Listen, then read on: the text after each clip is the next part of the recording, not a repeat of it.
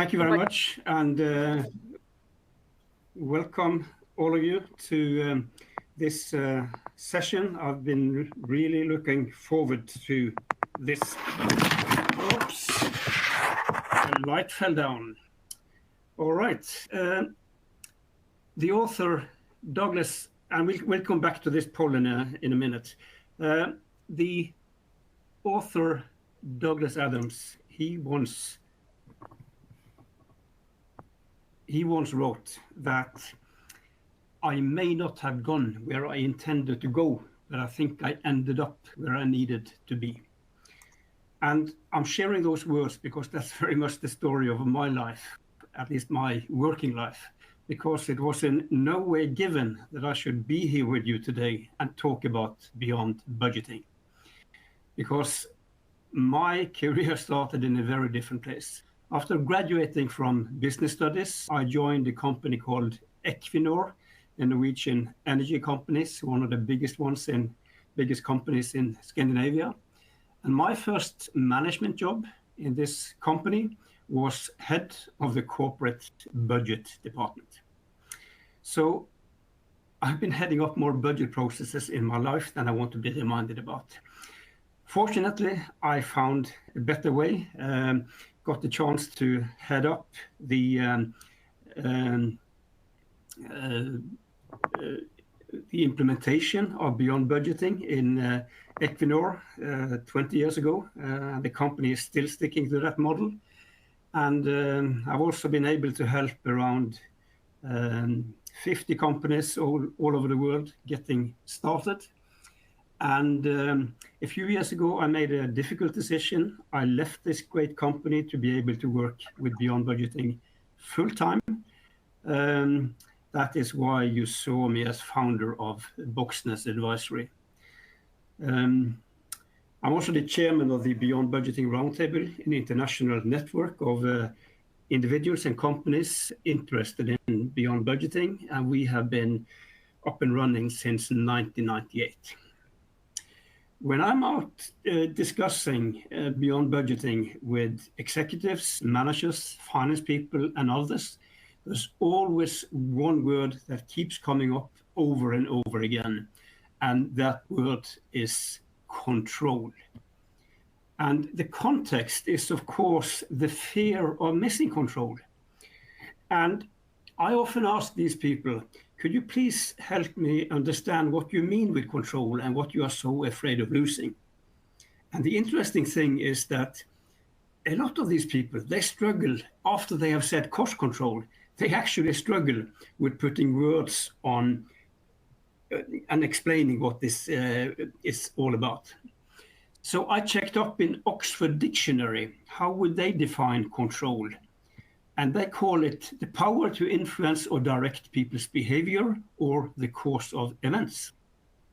And what does this mean in organizational terms? Well, it basically means the following: controlling people and controlling the future. And behind these two lies the two main assumptions behind traditional management. Number one, you can't trust people. Number two, the future is predictable and plannable. This is what we are challenging in Beyond Budgeting, because this is not true. These are more illusions of control. Of course, you can manage people, but if people are managed in stupid ways, hopefully they will find a way around in order to get their job done. And when it comes to the future, the only thing we know is that we don't know.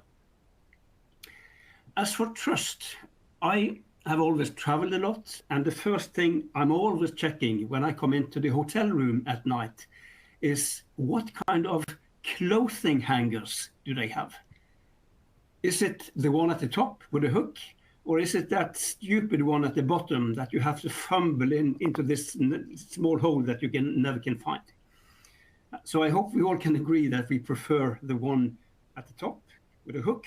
And how come some hotels offer us this stupid one at the bottom? I think we all know why. It's about a few stolen hangers with a hook and the response to punish everybody because somebody did something wrong. Actually, one of the problems with traditional management, which I will come back to. Wise people out there has very much agreed with what I just said about people and about the future and planning. About people, good old Peter Drucker, most of what we call management is about making it difficult for people to do their job. And I would very much agree, because very often the problem is that we manage too much. When it comes to planning, budgeting, another wise person, Russell Acuff, he compared a lot of the planning he was observing in organizations. He compared it with a ritual rain dance. It has no effect on the weather, but those who engage in it think it does. And I can relate to this as well, because I've done a lot of dancing in my life through all the budget processes I've been heading up. And I'm sure the dancing was great, but to the extent it really had an effect on the performance, on the bottom line of these organizations, I'm pretty convinced that the effect was negative and not positive. And I'll come back to that as well.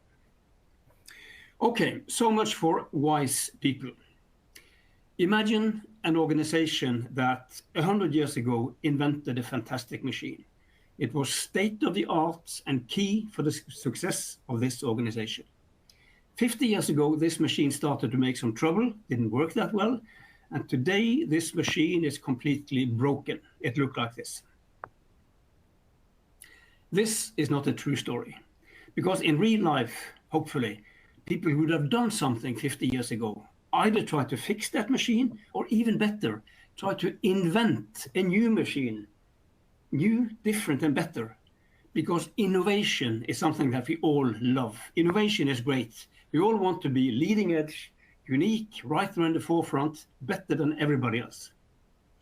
But that enthusiasm for innovation seems to be limited to technology innovation, into products and services and so on.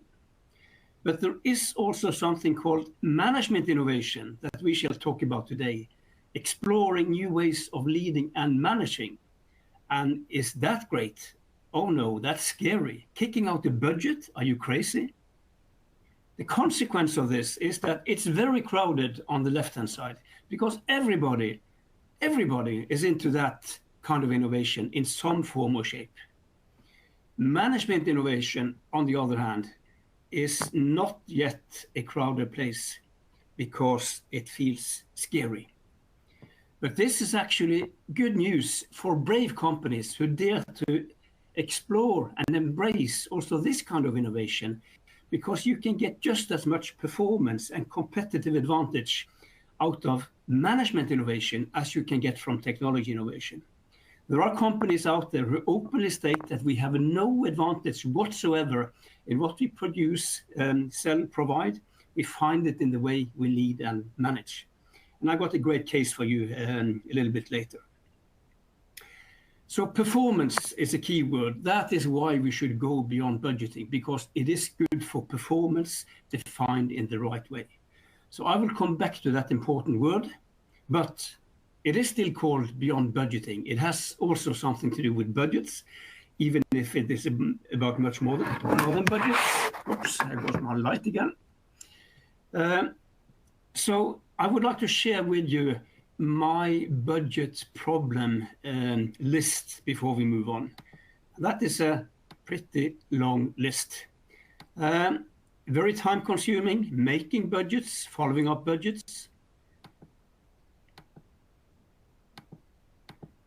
It is a process where assumptions are quickly outdated. This process stimulates unethical behaviors.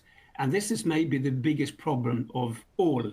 And I will come back to this one. I'm talking about the lowballing, the gaming, the sandbagging, the resource hoarding, the December frenzy, December spending. This is not the kind of behaviors we would like to see between colleagues.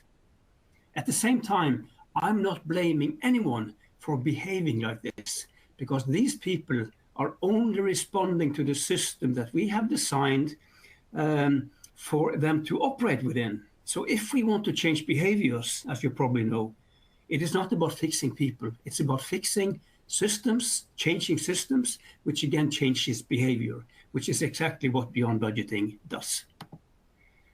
Budgets can create these illusions of control that we just talked about. Of course, it can feel very comfortable to have next year described with a million details and decimals. But again, the only thing we know is that we don't know.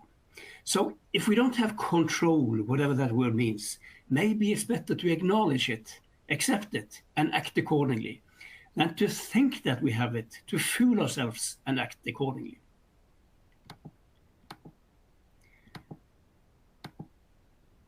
Budgets force us to make decisions too early. We have to decide in the autumn, in the fall, the year before, what we shall do next year, what it shall cost, how much we shall earn. And very often in larger organizations, too many of these decisions are taken too high up. That doesn't always improve the quality of these decisions. Budgets can prevent us from doing things that we should have done, but we can't because it's not in the budget. And maybe this also can work the other way around. Maybe it sometimes could lead us to do things that we shouldn't have done, but it is in the budget and it is spend it or lose it. And linked to this, I fully accept that the cost budget can be a very effective ceiling for cost. It works most of the time, but that is just half the story because that ceiling is just effective as a floor for the reasons that we just talked about. And to define good performance as hitting the budget numbers is a very narrow and hollow and weak way of defining performance. I mean, is it good performance to hit your cost budget if you should have spent more, could have spent less?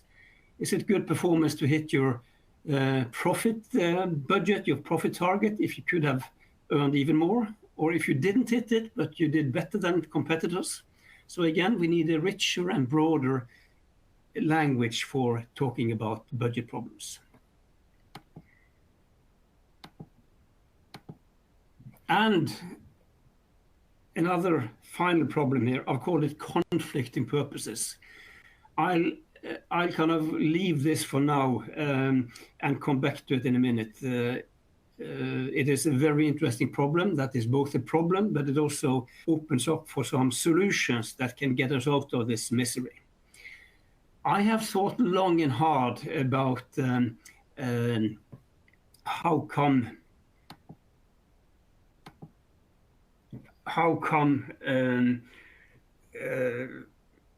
so many companies continue to do and run processes like this when most of them agree with this problem list. I've been all over the world with this list, share this list with hundreds of thousands of people, and almost everybody agrees.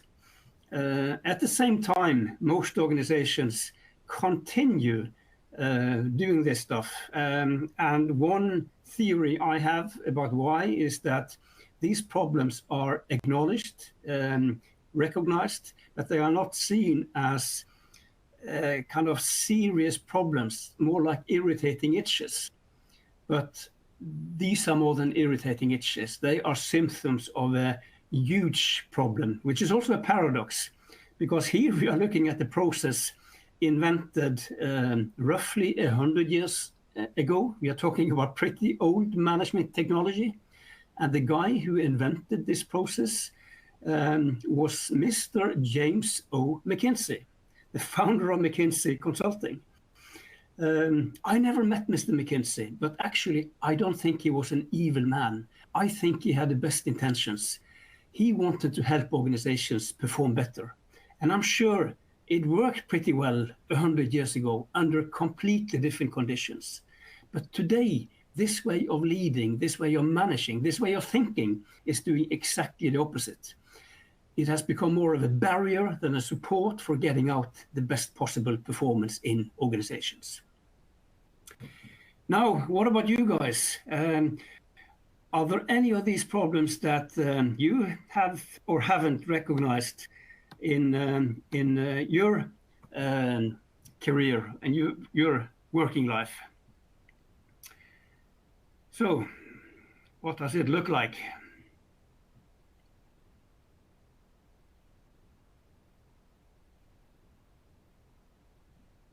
Do you recognize these problems?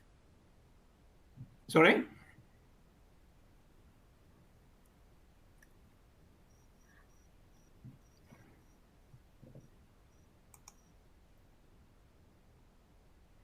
I've got 50 of you.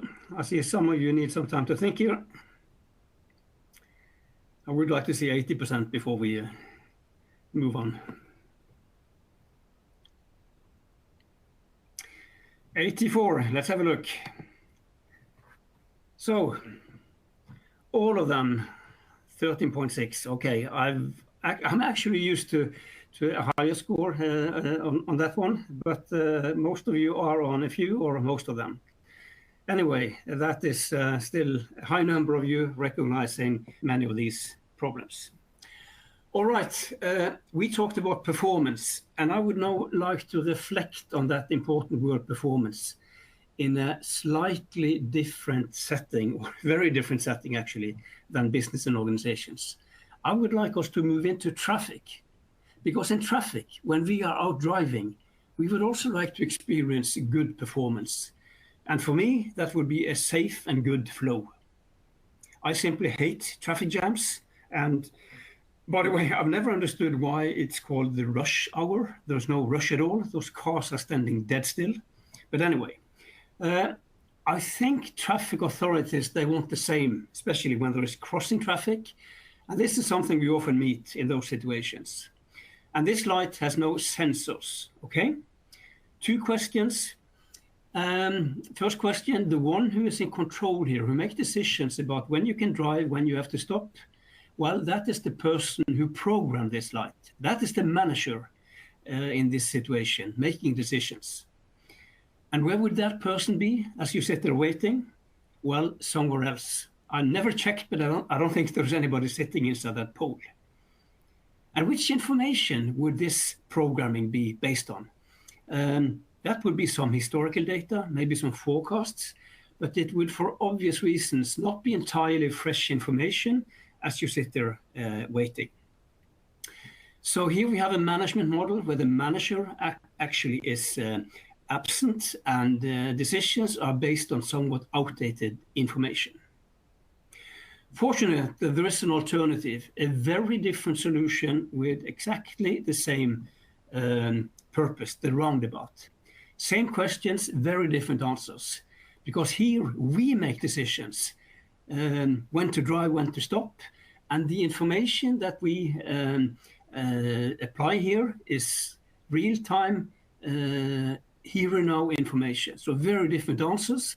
Could be interesting to compare a bit more these 2 ways of managing. So let's do that. And I've got a few leading questions for you here. It's actually proven scientifically that the roundabout is more efficient and also safer, actually. But we also all know that the roundabout is also more difficult to drive in. It takes more competence from us. And going back to our organizations for a minute, everything that we need to leave behind of traditional management is not, it is easier compared to what we need to move towards. Budgeting is actually quite easy for managers involved, for finance people. Managers know exactly how much to spend on what, how much they are supposed to earn. And when finance people have explained the budget variances, it's kind of case closed. Going beyond budgeting takes more from us. We shouldn't do this because it's easier. We should do it because it's so much better and, trust me, so much fun. Beyond budgeting changes our work in a very positive way. I don't think you will find many in Equinor wanting to go back to the old way, even if we had some resistance 20 years ago. But it's not enough with fresh information and the authority to act on it. You also need a positive value set. Because if there is a value set among drivers waiting for that green light, which is about me first, I don't care about the rest, that mindset is normally not a big problem in front of that light, hopefully overruled by red. But in the roundabout, me first, don't care about the rest is a big problem, because here we are much more dependent on everybody involved sharing this positive common wish and purpose of wanting this to flow well, right?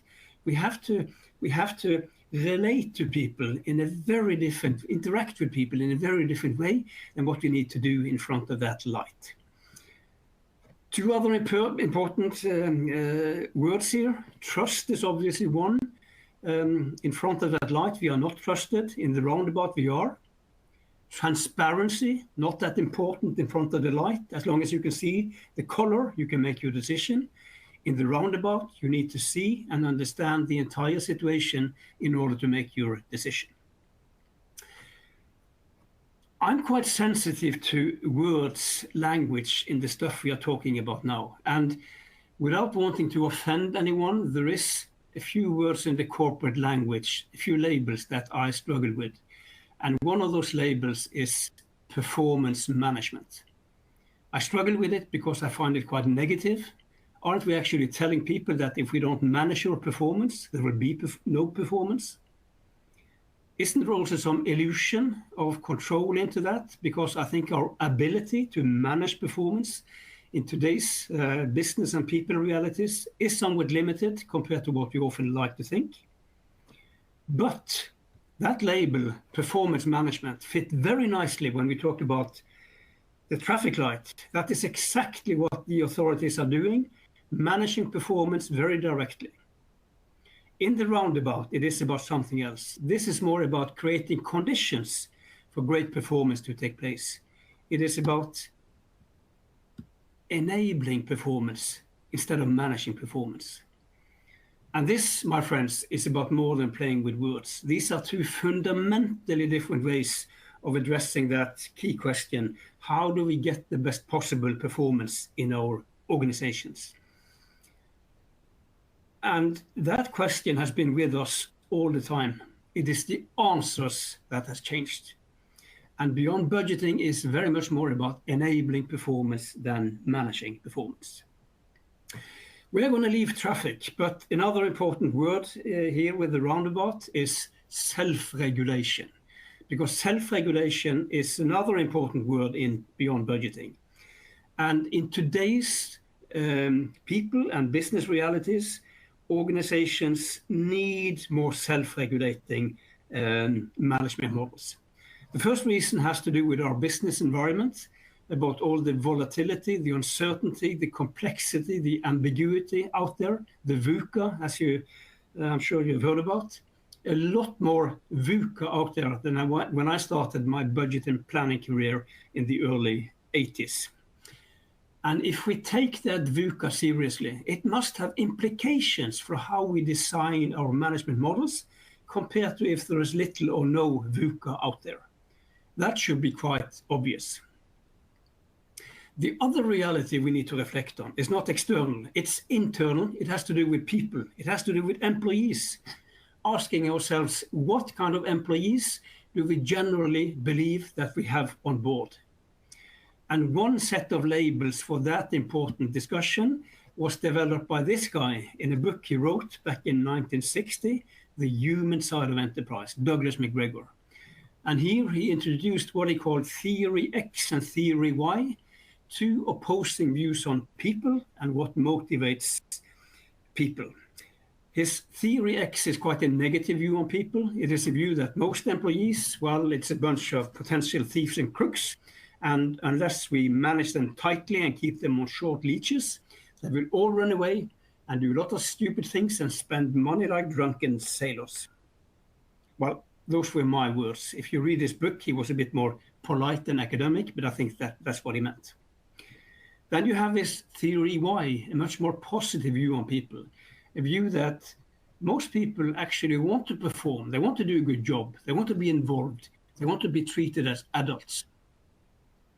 And we don't need to agree on where our sympathy lies, X or Y, even if I have a certain hope.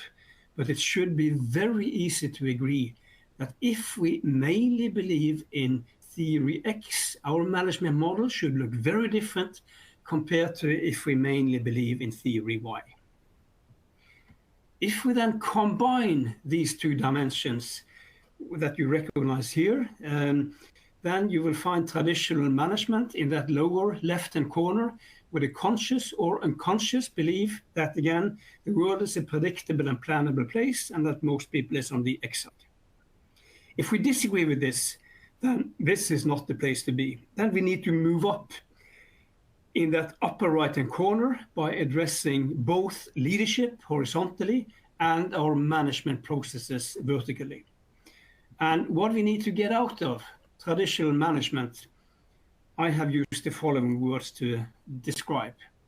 You might find that I'm hard on traditional management here, but again, I've been around the world and see the internal practice in so many organizations, and it is quite scary, a lot of the most conservative ways of doing things out there. So what do we need to do then in these two dimensions to get out of this? A few headlines in both dimensions before we will all make it a bit more concrete. On the leadership side, we need to be more purpose-based, more values-based, and less rules-based.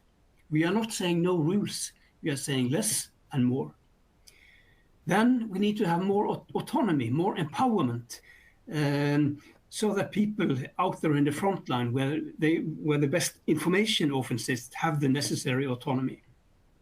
We need more transparency. And here comes that word again. And in this context, it is good news for those who are scared of leaving that rather comfortable left-hand lower corner.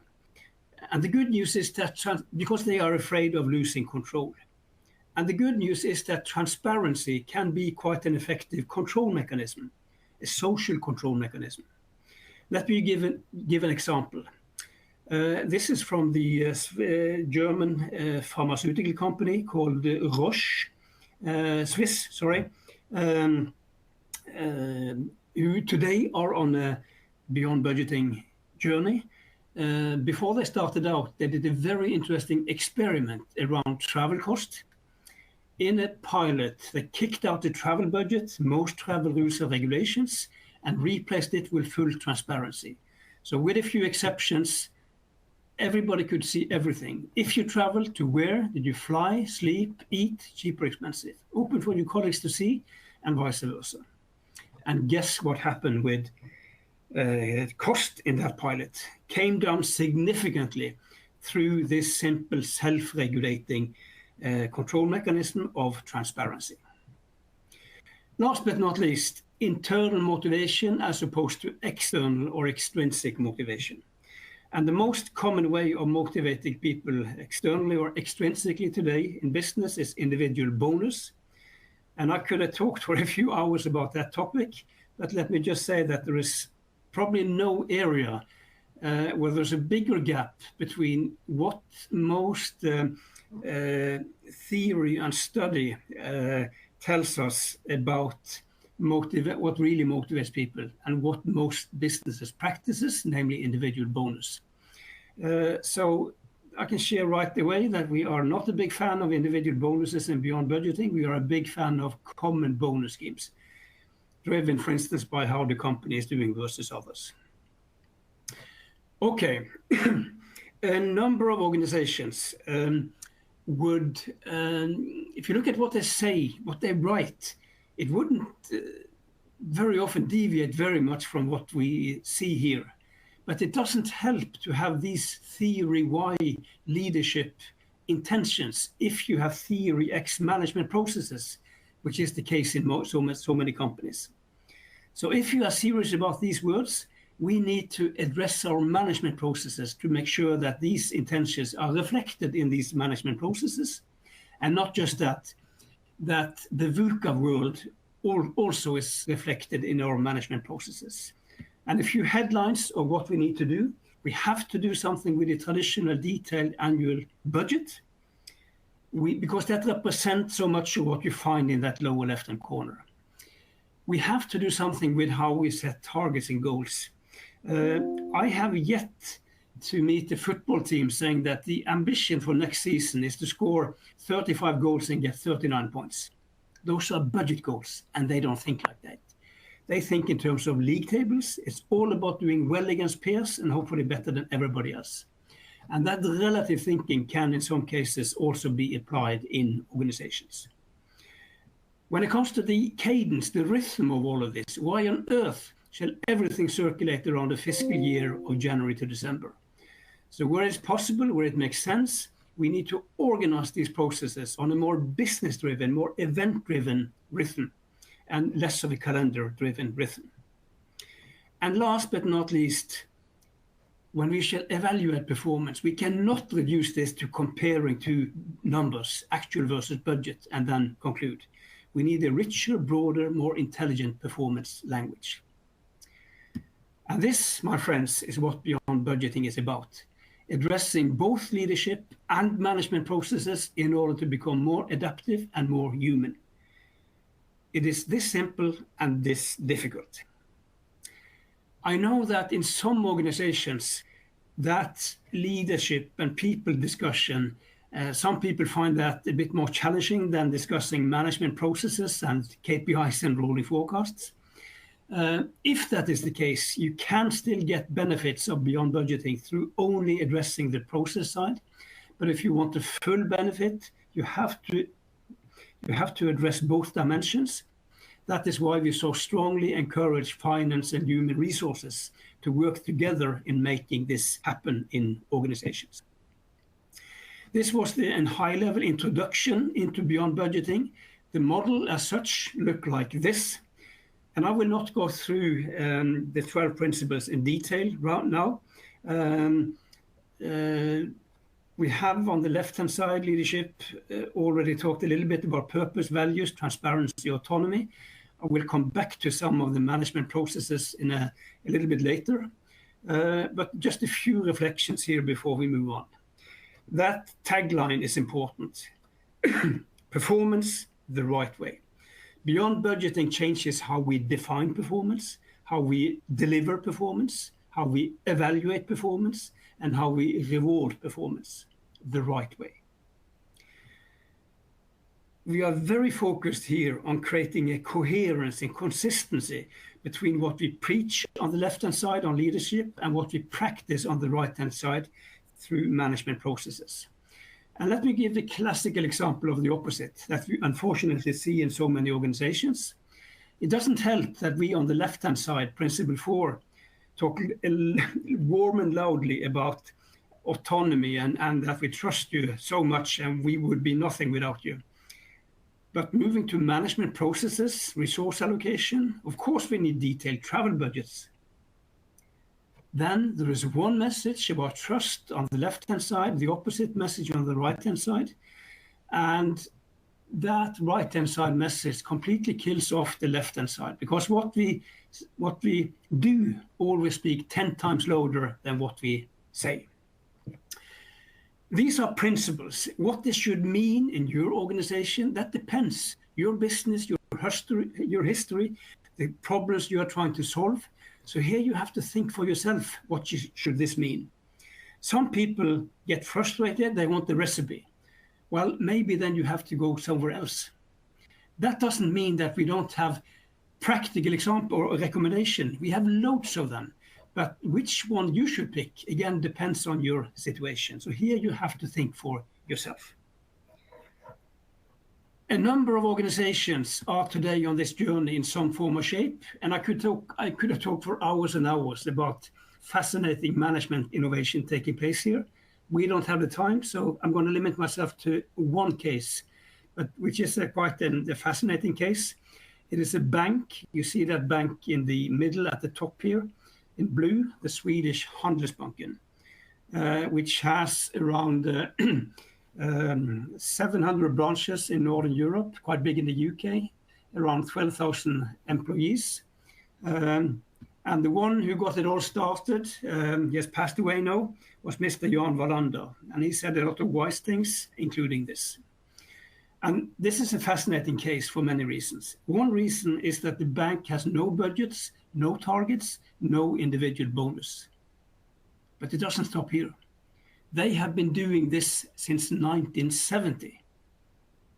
But it doesn't stop here either, because this bank has been performing better than the average of its competitors every single year since 1972.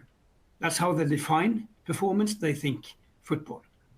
And how have they achieved this? A lot of autonomy, a lot of transparency, and I wouldn't say following the beyond budgeting principles, because they were one of some companies in the 30 years ago that inspired what beyond budgeting became.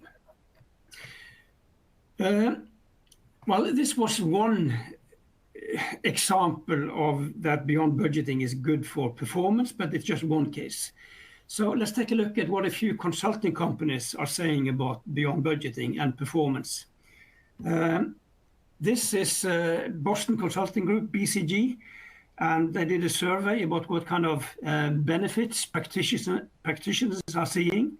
And it's quite interesting that the highest one here, close to 60%, is a very direct financial impact on the revenue side, higher sales than previous budget ceilings. And then many other direct and indirect effects that in the end has a positive effect on the bottom line. Another consulting company, Bain and Company, they had a slightly different angle. They have defined a peer group of what they call leading companies in financial planning. And they looked at to what extent are these leading companies applying the beyond budgeting principles compared to the rest. And this is what they found out. You see the principles on the left-hand side here, and the leading companies in dark blue. And there seems to be a pretty clear link between being defined as leading and applying the beyond budgeting principles. Now, I know that for those of you who heard about beyond budgeting for the first time or are pretty cold on it, the 12 principles we just looked at, the whole model, might seem a bit big, a bit scary. And I understand that. I fully understand that. But I have some good news for you. We have a very practical, logical, tested place to get started that later can take you into these bigger discussions. And it has to do with asking ourselves a very simple question. Why do we make budgets? What's the purpose of these budgets? And these budgets actually have three different purposes. The first one is target setting. We use budgets to set financial targets, sales targets, production targets.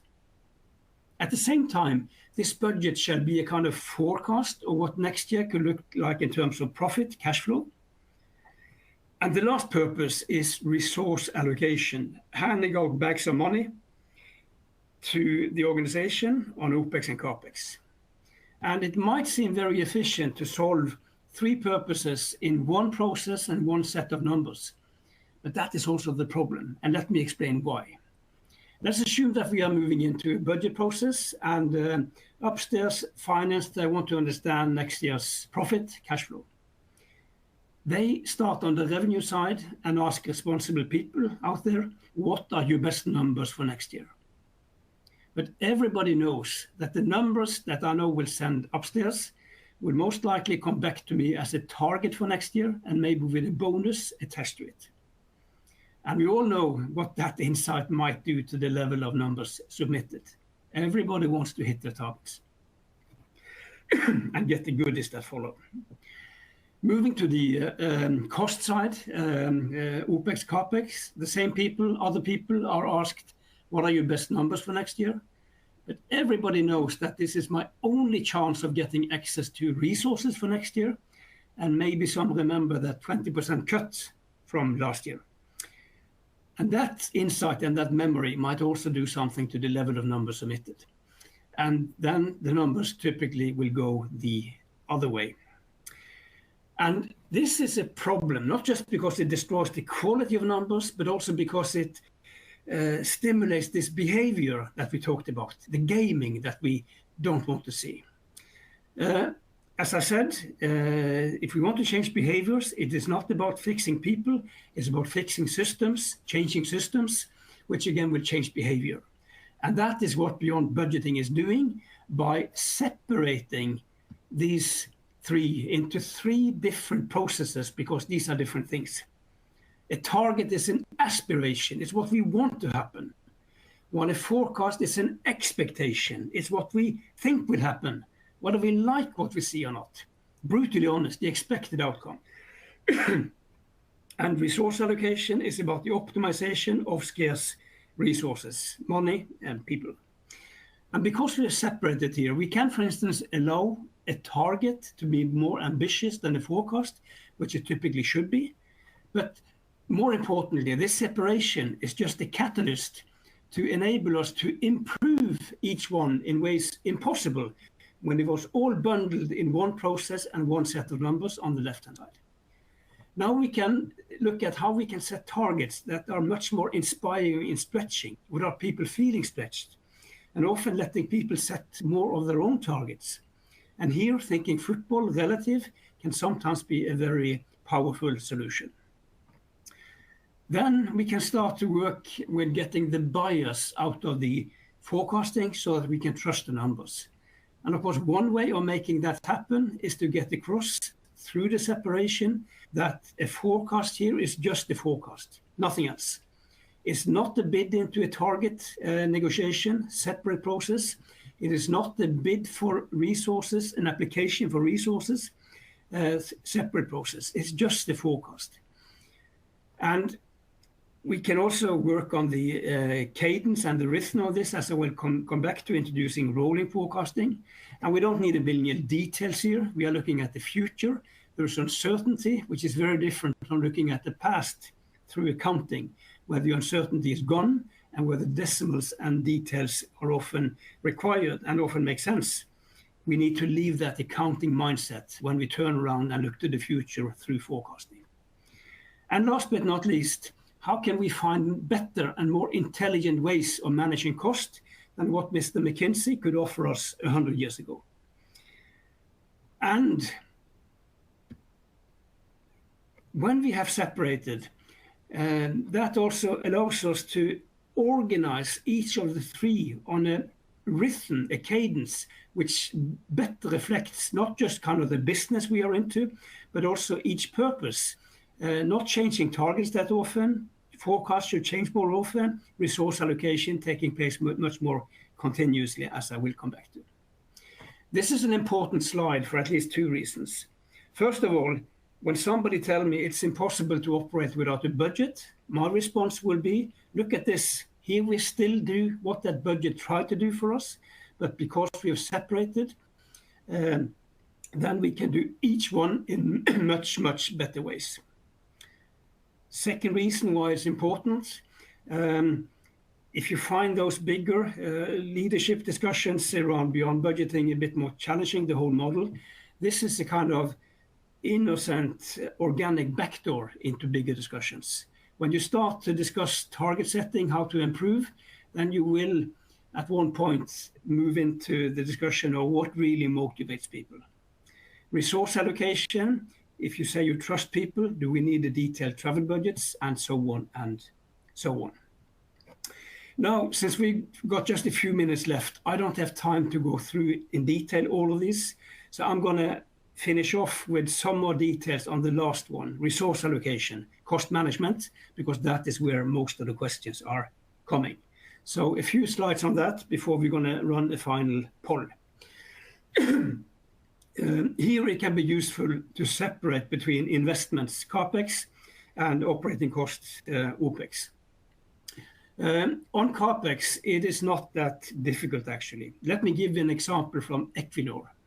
Equinor invests between 10 and 15 billion US dollars each year. The company does not have a traditional investment budget where you sit in the autumn the year before and decide exactly how much to invest exactly on these projects, and then you hand out a bag of money to each of these projects. Instead, there is a process based on a very simple principle, namely the bank is always open. The line can always forward a project for approval at any time when that project is immature for a decision. Whether you get a yes or no depends on two things: how good is your project, and can we afford it as things look today? And that the answer to that question, can we afford it, is coming out of good unbiased cash forecasts from the new forecasting process. So not that difficult on investments, a bit more challenging when it comes to operating cost, but we have recommendations here, actually a number of different recommendations, depending on the kind of organization we have. But first, a little analogy. Assume that an organization, that we have a company, an organization, depending on fuel, gasoline to produce.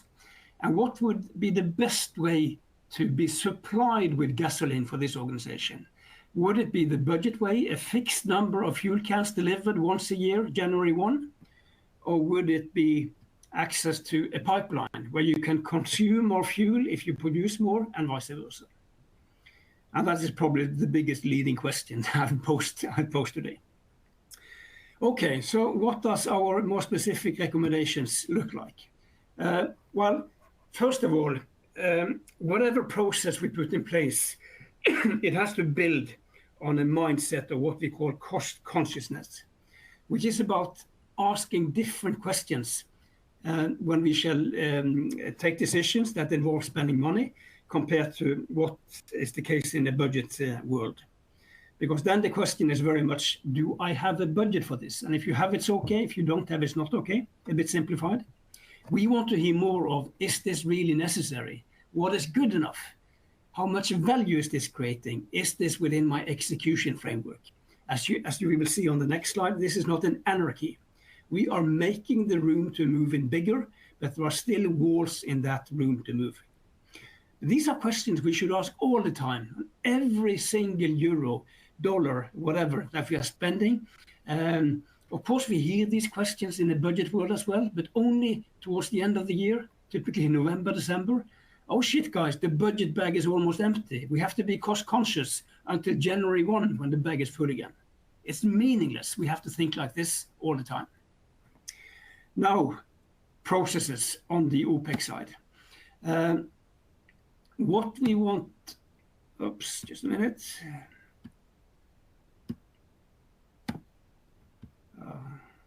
Here it comes. What we want to move away from is the traditional detailed cost budget, often as detailed as the accounting itself, also always with a lot of decimals and details. We want something with more autonomy and flexibility.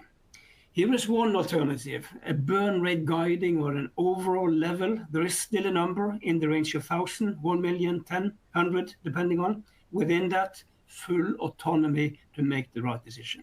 Big difference between the two. But if it is difficult to know, should it be 1,800, 1,200, we can move from thinking in absolute constraints to thinking in relative constraints. A €5 per unit in production cost, for instance. You can spend more if you produce more and vice versa. We can make it even more relative, even more self-regulating by saying that there is no €5 constraint, but your euro per unit should be competitive versus peers, internally, externally. So if you end up spending 6, that's fine if the other are spending 7 or 8, but not if they spend 3 or 4. An even more self-regulating alternative is when you have internal profit centers who fully control their own cost and income side. I mean, if you have a tough bottom line target, that's also where you're managing cost. These units cannot run away and spend money like crazy, but it might be okay to spend more money if what you spend is what we call good cost that create value. It's the bad cost we want to get rid of. And the last alternative here is the most radical of all, nothing at all. Here, no constraints, no budget, no target, no nothing. The only numbers we have are actual numbers. We monitor cost. If the trend looks okay, we do nothing. If it looks a bit strange, we investigate. And there might be good reasons for looking a bit strange. But, and this is important, we might also come across teams, managers who consciously or unconsciously abuse the trust that lies in this freedom. So the only thing you know when we show trust is that it will be abused. In Equinor, it has happened, it will happen again. So that's not the issue. The issue is how we respond. And the right response is not to put everybody in jail, like the hotels and the hangars. It is to deal firmly with those involved and let it have the necessary consequences. This is not about being soft and evasive. The further to the right we are, the stronger we have to be on values and direction. If you are weak on that, be careful. And then finally, 2 more guardrails that most of you probably have in place. Decision authorities, how big a decision can a manager make before you have to go one level up, and also spending guidelines. Again, Equinor, no travel budgets, but if you fly in Europe, you fly coach. Intercontinental, you can fly business. Has nothing to do with travel budgets. It just helps people to make decisions. All right, that is what I wanted to share with you. And I would like to close off with a final poll. Based on what you have heard today before, would you like your organizations to consider a beyond budgeting journey? And I'm very interested in seeing what is coming out of this one. Very curious about the outcome. So please.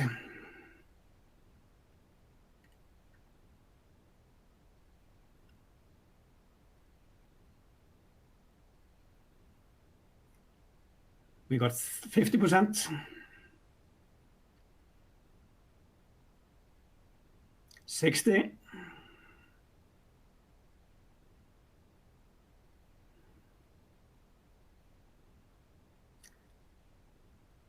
Close to 70, a few more.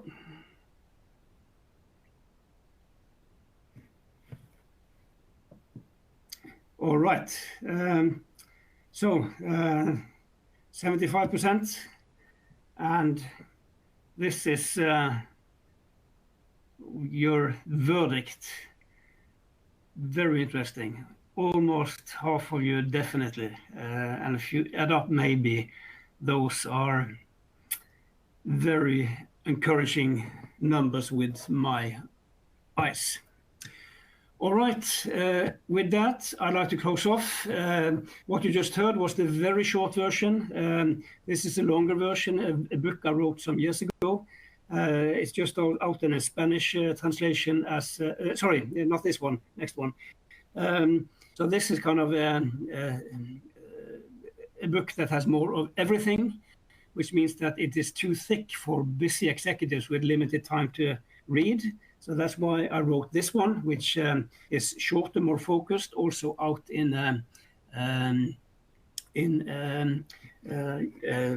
audiobook for those who haven't had time to read.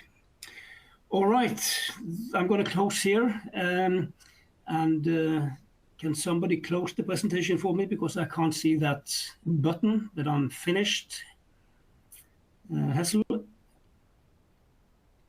Or maybe you have something towards the end there. Sorry. Yeah. So please.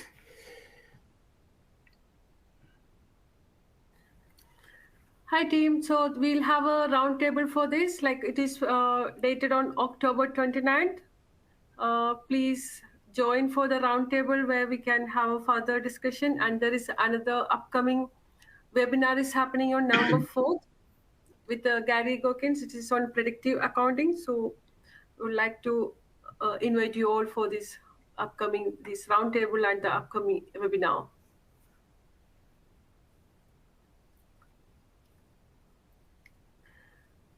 So any questions, comments? I'm sorry about spending most of the hour here, but it's a big topic, so it's hard to squeeze into that short hour, but I hope we have time for a few questions.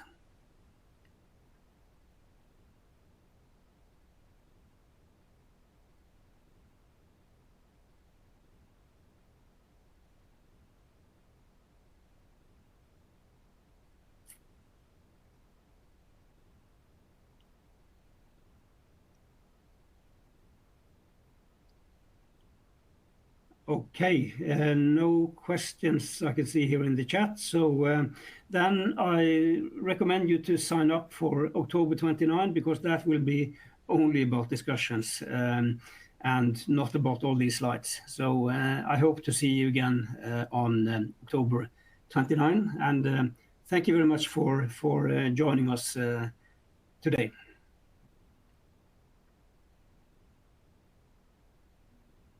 Thank you so much.